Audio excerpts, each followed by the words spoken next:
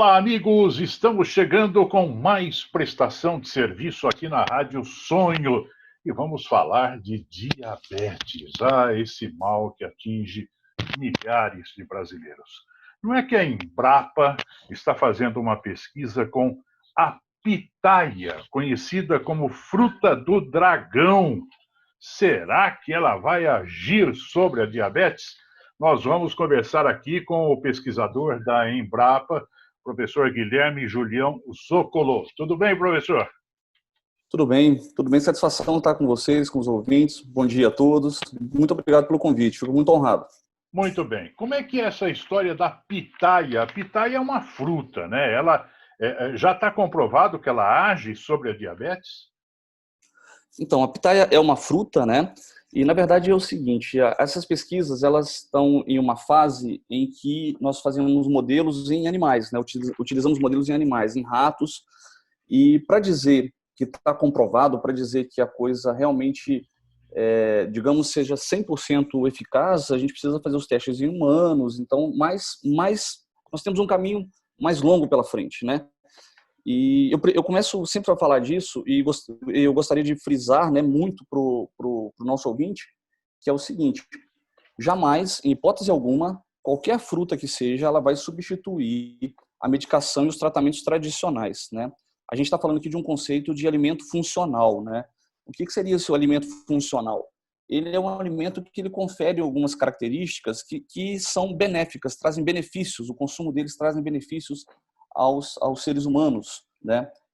Então, assim, eu queria deixar muito claro para o ouvinte que nós tivemos resultados muito interessantes em modelos de animais, não são testes em humanos, e que apontam que que essa fruta pitaia, ela age de forma benéfica, né, diminuindo os níveis, ajudando a diminuir os níveis de glicemia, não só de glicemia, nós temos três características muito interessantes em modelos animais, né?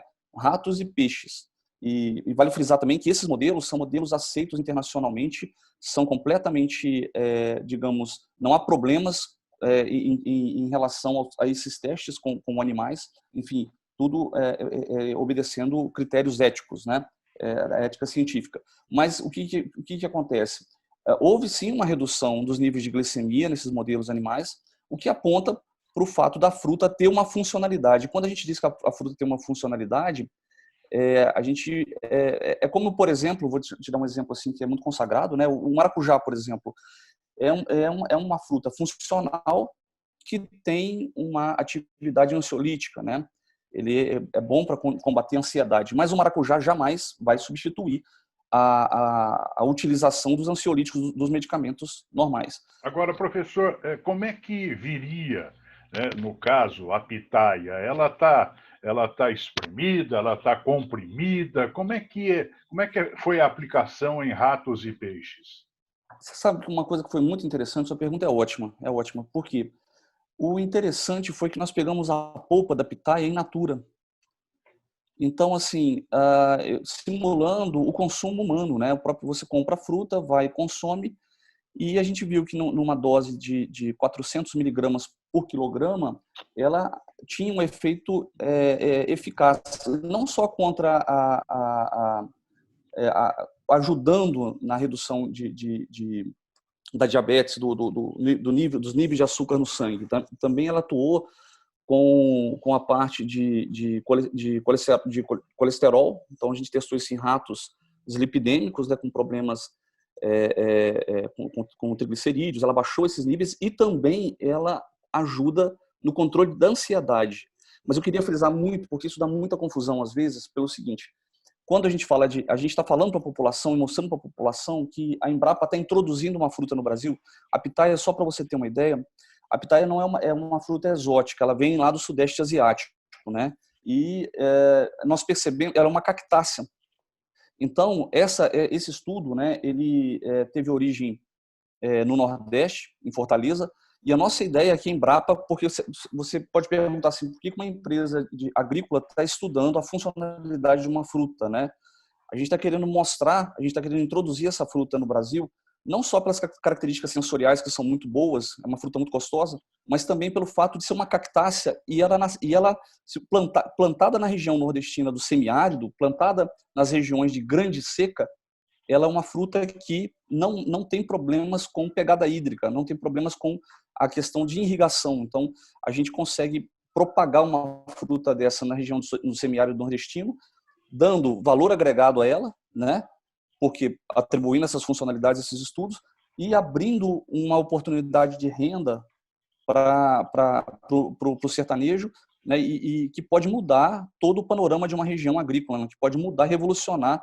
Aonde não se nasce nada, você consegue plantar uma cactácea que vai produzir praticamente o ano todo, né? Então, isso gera renda, isso gera riqueza em regiões que são muito carentes, né? Qual foi o percentual de queda na glicemia quando aplicada nos animais? Atingiu quanto? Então, esse percentual, a gente vê o seguinte, a gente faz uma comparação com o grupo controle, né, que não está submetido a uma dieta rica em açúcar, né, e a gente vê que ele cai a níveis muito próximos desse outro grupo. A gente não fala em percentual, mas você tem sempre um grupo controle que está sendo utilizado, que está exposto a uma quantidade muito grande de fontes de açúcares, né? E ele, você vê que o abaixamento, é claro que ele não vai atingir o mesmo nível de um grupo saudável, né? Mas você vê que o abaixamento é relevante. E por isso que eu volto a dizer, e é muito importante dizer aos nossos ouvintes, que essa é um alimento funcional. A gente provou que ele é um alimento funcional. Da mesma forma que o maracujá, a pessoa que tem um problema de ansiedade crônico, né, ela vai tomar o maracujá, ele vai ajudar, mas ele não vai resolver. Perfeito. Então, o que eu queria deixar claro para o nosso ouvinte é que é algo que te ajuda. É algo que te ajuda. Mas não ela resolve é um soldado a mais, né? mas não resolve. O que resolve são os medicamentos comercializados. Só para a gente fechar, professor, em quanto tempo você... Mas é uma coisa que... Em quanto tempo você estima que esses testes com animais tenham terminado, iniciem os testes com humanos e a pitaia seja colocada aí como funcional para derrubar um pouco a diabetes? Então, eu creio que em mais um tempo estimado, em 3 anos, mais ou menos, a gente consiga provar isso, porque, como a gente estava falando no início, a gente precisa realmente, assim, uma coisa é a gente testar em ratos e em peixes, né, que são os modelos aí clássicos e aprovados, né, e chegar agora ao ser humano e ver se o efeito realmente se repete, se isso tem um efeito sobre o que se espera. E uma coisa também que eu gosto muito de alertar é o seguinte: o consumo de qualquer fruta, de qualquer alimento, né, esse é um mal do nosso tempo, né? A gente vive numa época em que a disponibilidade de medicamentos, a disponibilidade de alimento é muito grande, né? O Brasil é um país riquíssimo em termos você vai no mercado, quando você viaja para fora do país, você vê que nem todo o país tem a quantidade e a variedade de alimentos que nós temos. Então, o consumo tem que ser um consumo normal, um consumo moderado. Qualquer coisa que você consuma em altíssima quantidade, achando que aquilo vai fazer um bem e tudo mais, isso pode se reverter contra você. Então, a moderação, ela é a chave para qualquer tipo de alimento que se diga benéfico. Se você consumir um alimento que é antioxidante, que tem N propriedades interessantes, ele também, se você consumir em altíssima quantidade, ele vai te causar mal, né? Muito bem, professor. Conversamos aqui com o Guilherme Julião Zoccolo, que é pesquisador da Embrapa. Quem sabe daqui 3, 4 anos não tenhamos aí a pitaia como fruta para ajudar a derrubar os índices de glicemia do diabético. Muito obrigado, bom trabalho aí. Muito obrigado. Satisfação, eu fico muito honrado de ter participado. Um abraço a todos.